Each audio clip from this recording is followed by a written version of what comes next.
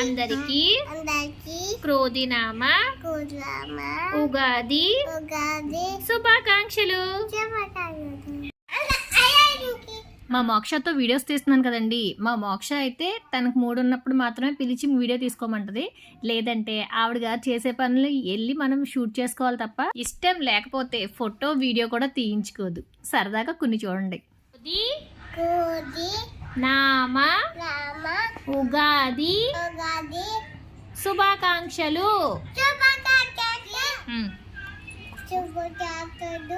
ఏ శుభాకాంక్షలు? క్రోధినామ ఉగాది శుభాకాంక్షలు. ఇది మాత్రం గట్టిగా వస్తుంది. క్రోధినామ ఉగాది శుభాకాంక్షలు.